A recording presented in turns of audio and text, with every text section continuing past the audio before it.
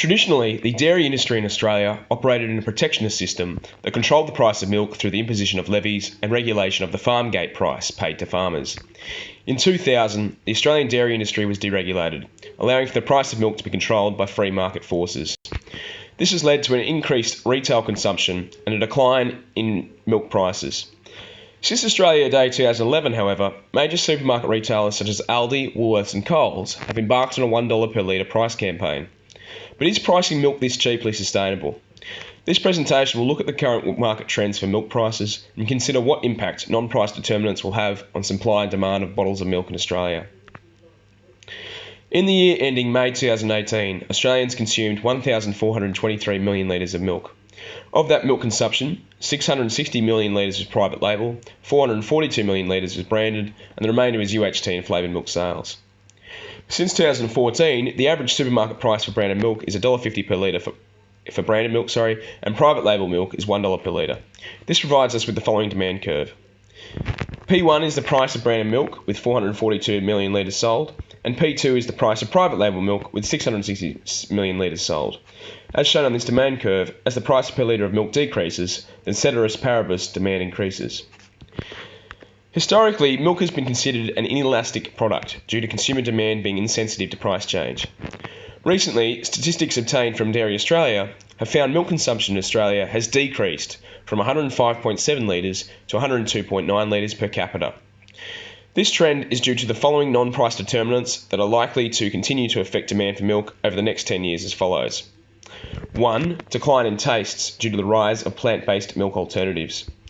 With the soy and almond milk production industry estimated to increase its revenue by an annualised 4.1% per year over the next 5 years, it is likely that a small percentage of consumers' tastes will change, and litres of milk sold will continue to decline over the next 10-year period. 2. Animal welfare concerns. Animal activist groups such as PETA have focused on exposing the treatment and exploitation of cows within the dairy industry. With the number of dairy farms in Australia decreasing, but herd sizes per farm increasing, animal welfare concerns with overcrowding in the industry will continue. These concerns will continue to influence a small minority of buyers to switch to plant-based alternatives. Demand for milk over the next 10 years is likely to decrease in line with the increase in demand for plant-based alternatives. Consequently, the market demand curve in 2028 will likely shift slightly to the left to accommodate the increasing but still small number of consumers no longer in demand for milk. There are 6 major suppliers able to supply milk to Coles and Woolworths to meet the demand of the $1 per litre price range. These suppliers are Murray Goulburn, Fonterra, Parmalat, Norco, Lyons and Browns. The number of independent dairy farmers that exist outside of the Big Six is unknown, but with 5,699 dairy farms currently registered in Australia, the number of suppliers of milk willing and able to supply branded milk to the consumer at a price of $1.50 per litre or higher would increase sharply. Consequently, the current supply curve for the industry would look something like this. The non-price determinants affecting supply of milk over the next 10 years are as follows. 1. Number of suppliers able to stay in operation with a stagnating farm gate price. Since 2000, the total number of dairy farms in Australia has decreased rapidly by approximately 66%.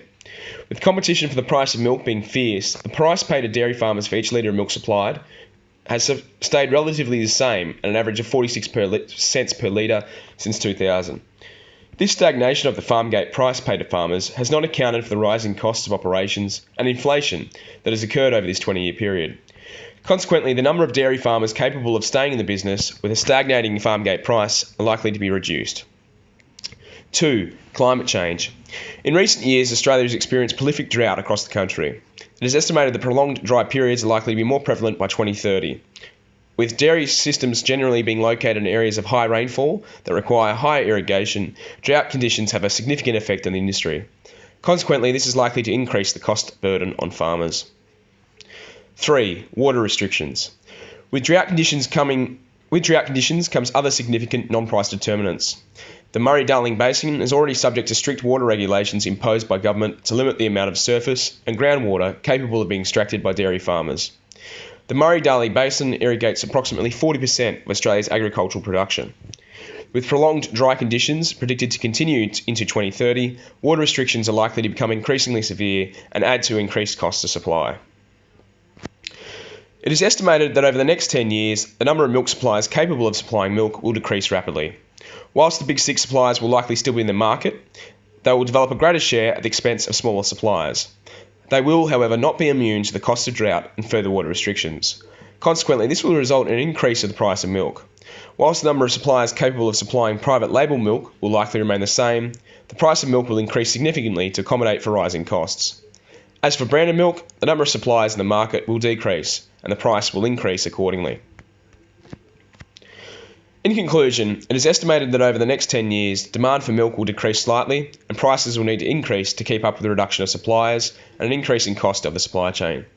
Accordingly, the future of $1 per litre milk is likely to be short, with the price of milk likely to increase to at least $1.50 per litre at the end of the decade. Already, this market trend is supported by the recent decision of Coles and Woolworths to increase the price of private label milk to $1.10 per litre. Branded milk is likely to also increase in price more significantly by 2030 due to the reduction of suppliers in the market. Recommendations. Given the challenges facing the dairy industry, maintaining demand is crucial to protect the long-term sustainability of the product. Positive change could be made to combat the rise of plant-based alternatives by promoting and regulating the well-being and health of its cattle, whilst embarking on advertising campaigns that spruik the health benefits of dairy. Secondly, the dairy industry requires intervention from the government to raise the price paid to farmers.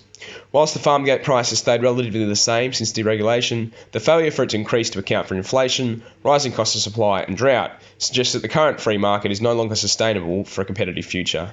Rather, current farm gate prices support only the top-end suppliers.